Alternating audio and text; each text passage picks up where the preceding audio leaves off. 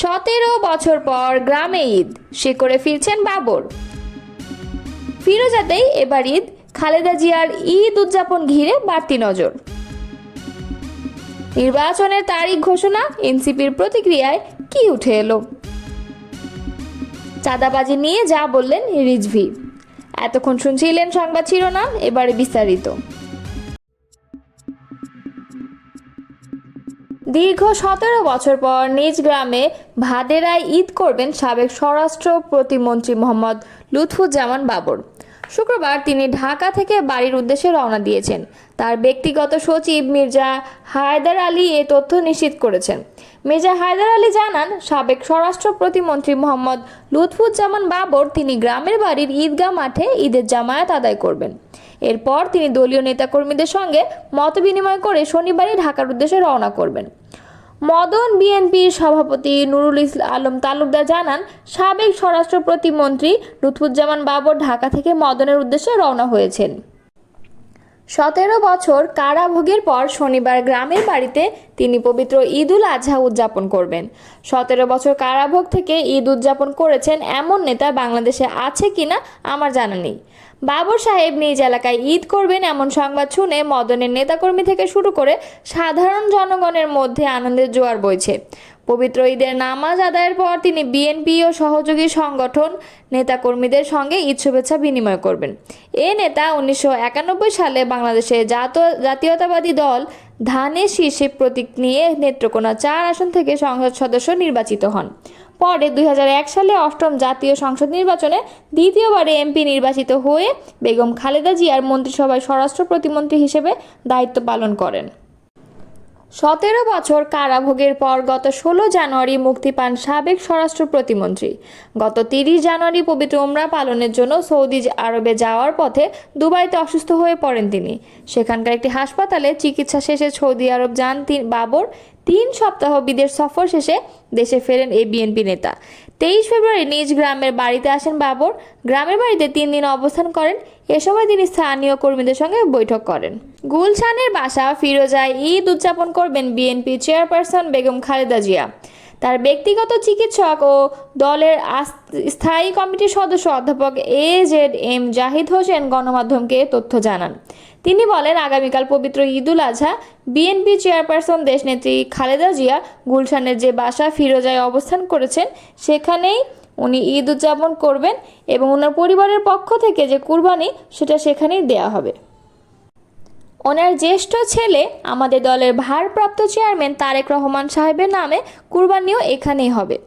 ঢাকা ছাড়াও বগুড়ার গাবতলীদের বেগম খালেদা জিয়া, তারেক রহমান সহ তাদের পরিবারের সদস্যদের নামে কুরবানি দেওয়া হবে জানিয়ে জাহিদ বলেন, এছাড়াও কয়েকটি জেলায় দলের নেতাকর্মীরা ম্যাডামের নামে কুরবানি দেবেন। ঈদের দিন দুপুর থেকে বিকাল পর্যন্ত গুলশানের ফিরোজায় খালেদা জিয়া তার নিকট স্বজনদের সঙ্গে একান্তে সময় কাটাবেন। এই সময়টা রাখা হয়েছে শুধুমাত্র পরিবারের সদস্যদের জন্য। জাহিদ বলেন, ওনার মেজ বোন সেলিনা রহমান, ছোট ভাই শামীম ইস্কান্দার সহ তাদের পরিবার এবং ম্যাডামের ঘনিষ্ঠ নিকট আত্মীয় স্বজন যারা ঢাকা ঈদ করেছেন তারা মূলত ফিরোজায় এসে ম্যাডামের সঙ্গে ঈদের শুভেচ্ছা বিনিময় করবেন এবং ম্যাডাম তাদেরকে সময় দেবেন। দুপুরের খাবার উনি স্বজনদের নিয়েই খেতে চেয়েছেন। রাতে দলের মহাসচিব মির্জা ফখরুল ইসলাম আলমগীর সহ স্থায়ী কমিটির সদস্যগণের সঙ্গে গুলশানের ফিরোজা ঈদের শুভেচ্ছা মিটিং বিনিময় করবেন খালেদা জিয়া। বিএনপি স্থায়ী কমিটির সদস্য AZM জাহিদ বলেন, এখানে মনে রাখতে হবে ওনার যে জ্যেষ্ঠ সন্তান বিএনপির ভারপ্রাপ্ত চেয়ারম্যান তারেক রহমান সাহেব, ওনার অ্যাকচুয়ালি ঈদ হচ্ছে 6 জুন, মানে আজকে শুক্রবার লন্ডনে ঈদ উল আজহা উদযাপন হচ্ছে। ইতোমধ্যে তারেক সাহেব দলের নেতাকর্মীদের সঙ্গে ঈদগাহে ঈদের নামাজ আদায় করেছেন। ভারপ্রাপ্ত চেয়ারম্যানের সঙ্গে ওনার সার্বক্ষণিকভাবে যোগাযোগ আছে। সেই অনুযায়ী ছেলের সঙ্গে মায়ের শুভেচ্ছা বিনিময় বা ওনাদের মধ্যে যে ঈদ আনন্দ ভাগাভাগি করে নেওয়া সেটা ওনাদের মতো করে নিয়েছেন। শুক্রবার সকালে লন্ডন থেকে তারেক রহমান টেলিফোনে মাকে ঈদ মোবারক জানিয়েছেন এবং পুত্রবধূ ও নাতনিদের সঙ্গেও কথা বলিয়েছেন খালেদা জিয়াকে।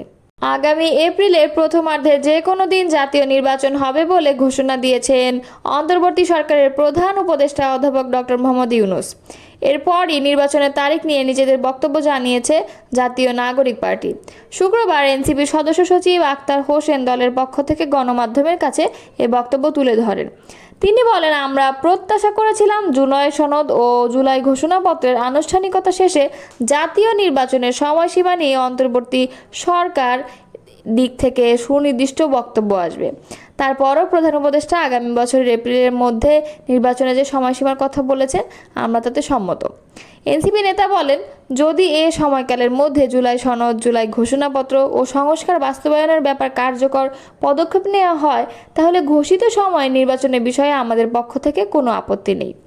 জুলাই গণ অভ্যুত্থানের নেতৃত্ব দেয়া তরুণদের উদ্যোগে গঠিত রাজনৈতিক দল এনসিপি বিভিন্ন সময়ে একই সঙ্গে জাতীয় নির্বাচন ও গণপরিষদ নির্বাচন দাবি করেছে। জাতীয় নির্বাচনের আগে স্থানীয় সরকার নির্বাচনের দাবিও জানাতে দেখা গেছে দলটিকে। এছাড়া নির্বাচন কমিশন পুনর্গঠনের দাবিও তারা সামনে এনেছে। বিএনপি সিনিয়র যুগ্ম মহাসচিব রুহুল কবির রিজভী বলেছেন, দিন দিন চাঁদাবাজি ও ছিনতাই বাড়ছে। পুলিশ এখন প্রোঅ্যাক্টিভ নয়, ঢাকা মহানগর ছিনতাইয়ের অভয়ারণ্যে পরিণত হয়েছে। মোহাম্মদপুর, মিরপুর যেন ছিনতাইয়ের মহারাজ্য। শুক্রবার দুপুরে নয়াপল্টনে বিএনপির কেন্দ্রীয় কার্যালয়ের সংবাদ সম্মেলনে এসব কথা বলেন তিনি। রিজভী বলেন, জনগণ চায় আইনের শাসন, 3 বেলা খাবারের নিশ্চয়তা। মানুষ আশা করেছিল অন্তর্বর্তী সরকারের আমলে শান্তিতে থাকবে, ভোগান্তি কমবে, কিন্তু গত 3 দিনে মহাসড়কে যানবাহন আটকে গেছে। কোনো সড়কে 20 থেকে 25 কিলোমিটার যানজট। এর পাশাপাশি রয়েছে অতিরিক্ত ভাড়া আদায় ও চাঁদাবাজি। তিনি বলেন, সরকার আগে থেকে ব্যবস্থা নিলে সড়কে এমন দুর্ভোগ হতো না। সরকারে যদি আন্তরিকতা থাকে, তাহলে কেন দুর্ভোগ কমছে না? বিএনপির এই নেতা বলেন, নির্বাচিত নয় বলেই অরাজকতা, অস্থিরতা এ সরকারের নিয়ন্ত্রণে নেই। ভারত বাংলাদেশ সম্পর্ক নিয়ে রিজভী বলেন, ভারতের সঙ্গে বাংলাদেশের সম্পর্ক বৈরিতা তৈরি হয়েছে। প্রতিদিন বিদেশিদের বাংলাদেশি বলে পুশিন করছে ভারত। জোর করে ঠেলে পাঠানো হচ্ছে বাংলাদেশে। ভারতীয় নাগরিকদের জোর করে বাংলাদেশে পাঠাচ্ছে। ভারত বাংলাদেশ সহ প্রতিবেশীদের সঙ্গে ভালো সম্পর্ক রাখতে চায় না। পুশিন করা বাণিজ্য নিষেধাজ্ঞায় তা প্রমাণ করে। বাংলাদেশের সরকার নিশ্চুপ কেন? জনমনে সেই প্রশ্ন উঠেছে। ঈদের আগে অনেক কারখানায় শ্রমিকদের বেতন বোনাস পরিশোধ করা হয়নি উল্লেখ করে বঞ্চিত শ্রমিকদের ন্যায্য পাওনা বুঝিয়ে দিতে সরকারের প্রতি আহ্বান জানান রিজভী।